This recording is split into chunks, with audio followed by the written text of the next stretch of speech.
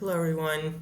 So again, this is our SAT series where we look at math problems, and today we're going to be looking at problem solving and data analysis, more specifically percentages, and also always we're looking at 5 hard difficulty level questions.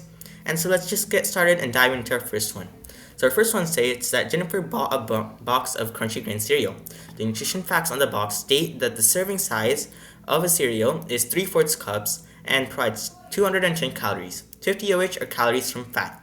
In addition, each serving of cereal provides 180 milligrams of potassium, which is 5% of the daily allowance for adults. If P% of the daily allowance of potassium is provided by X servings of crunchy grain cereal per day, which of the following expresses P in terms of X? Okay, there. I did stammer a bit there, but that's fine. So a lot of this is just fluff, okay? What we just need to figure out is how can we express P in terms of X, right? Even if you look in the answer choices, it's just P and X. So what is P? It's our percent daily allowance of potassium. We'll just put K because that's the symbol of it for simplicity. And then we have X servings, okay? And what do we know? We know that one serving, right? Because it says one serving, or each serving of cereal provides 180 grams of potassium, which is 5% of the daily allowance. So that means that one serving is equal to 5%. So then that means that if you have X percentage, well, X servings, then we can have 5X as P. So 5X is equal to P. And if you're asking, well, don't we transform this 5 into 0.05? We do not. And the reason for that is because P is also expressed in percentages. So we do not need to transform this into our decimal format in order to make this work. So that means our answer is simply B, and we can move on. Oh, that was a terrible circle. Okay, anyways, moving on to the second question. We have the expression 0.35x represents the result of decreasing a positive quantity of x by what percentage? Okay, well, we know that the total, say, is 100%, right? And we know that if 100% is equal to x, right? Since it says the positive quantity x is the initial kind of, and we're decreasing it later, then 0.35x would be equal to 35%. So it's asking what is 35% of x, what are we decreasing it by? Well, this is just going to be 100 minus 35, right? And that is equal to 65%. So we're decreasing this by 65%, which is D. Anyways, moving on to our third question. It says, a school district is forming a committee to discuss plans for the construction of a new high school. Of those invited to join the committee, 15% are parents of students, 45% are teachers from the current high school, 25% are school and district administrators, and the remaining 6 individuals are students. How many more teachers were invited to join the committee than school and district administrators? So what do we know? We know that the total of people invited should be equal to 100%, right? So we know that 15% are parents, we know that 45% are teachers, and we know that 25% is our administrator, and we know that 6 are students, right? Okay, and we do not know what percent is students, but we know that the only people that are invited are your parents, teachers, administrators, and students. So that means that adding up all the percentages of these 4, parents, teachers, administrators, and students, we should be able to get 100%. So in other words, 15 plus 45 plus 25 plus x should be equal to 100. So what do we get here? We get 85 plus x is equal to 100 if I'm doing my math correct. Let's see, 25 plus 45, that's 70, 70 plus 15, that's 85. Yeah, so that means that x is equal to 15%. And we know that 15% is equal to 6. And what are we trying to figure out? We're trying to figure out how many more teachers were invited than your school and district administrators. So teachers is 45% and administrators is 25%. So what we're trying to figure out is 45 minus 25, or 20%. So if 15% is 6, then what is 20%? To solve this question, we can use ratios. So what we can do here is 6 out of 15 will be equal to x out of 20, since percents are also proportional. And doing this, we get 120 will be equal to 15x. And dividing 120 by 15, we get, let's see, 2 times 15 is 30.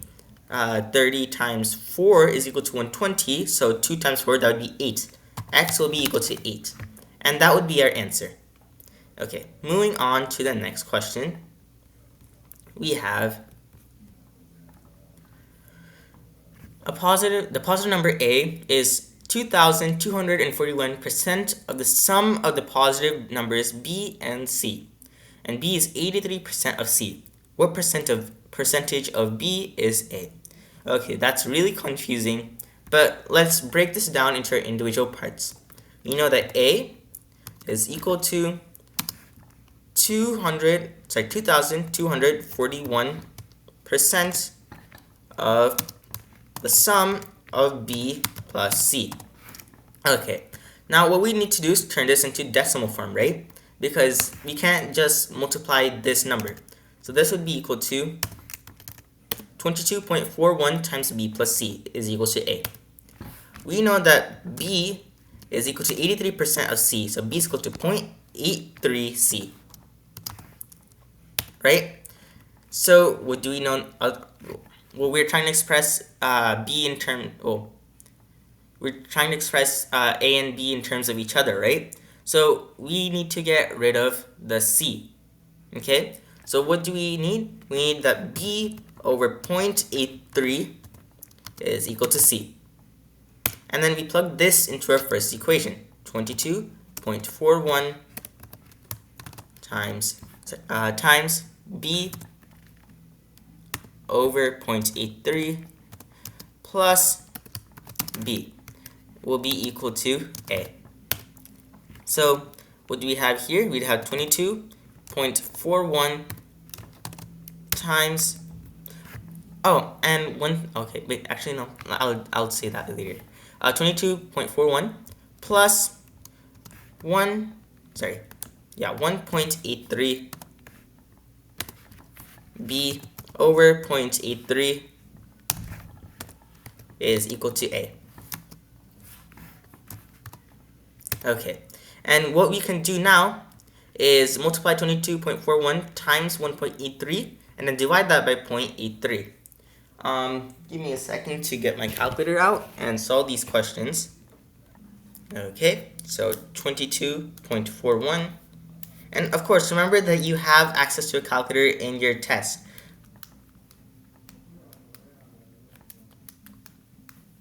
Okay, so what we're getting is 49.41B will be equal to A, right? Well, we're trying to figure out what percentage of B is A. So all we need to do is turn, 49.41, which is in decimal format, into a percentage format. So we're just going to be multiplying it by 100. So we get 4941 percentage, which is option choice D. Let me circle that better. Okay, yeah. And if you're asking why is it, 49.41 and why are we not dividing both sides by 49.41, that's because A is already expressed as a decimal times B. So 49.41B is 49.41B is equal to A. So that means that 4,941% of B is equal to A. Okay, moving on to our last question. It is, the manager of an online news service received the report above on the number of subscriptions sold by the service. The manager estimated that the percent increase from 2012 to 2013 would double the percent increase from 2013 to 2014. how many subscriptions did the manager expect would be sold in 2014? Okay, and we have the table above, which shows the subscriptions sold from 2012 to 2013. Okay, so what did the manager estimate, right? He estimated that the percent increase from 12 to 13, right? So 2012 to 2013 would be equal to double the percent increase. I'll just put X for the percent increase of 2013. I'll double the percent increase from 2013 to 2014. Right? So we already know what 2012 to 2013 will be as a percent increase. How do you know that? Well, we just do this. 5,880 minus 5,600. All of that over 5,600. Right? And using this in your calculator, you get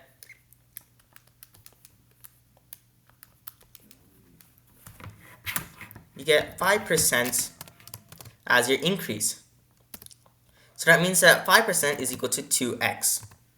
So that means that x would be equal to 2.5% increase from 2013 to 2014. So how are we going to figure out the next part of this problem?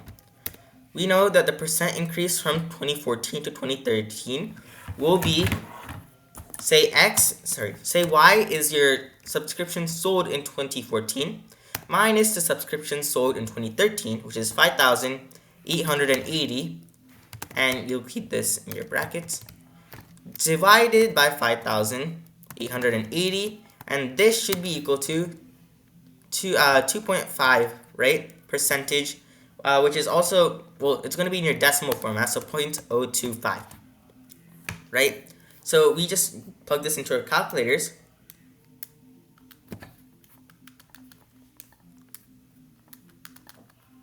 And we get y is equal to 6,027, which is B. And that's how you solve this problem. So I hope I showed you some strategies on how to solve some percentages problems that will be occurring in your SAT. And of course, if you like this video, please like, share, subscribe, and comment. And thank you all.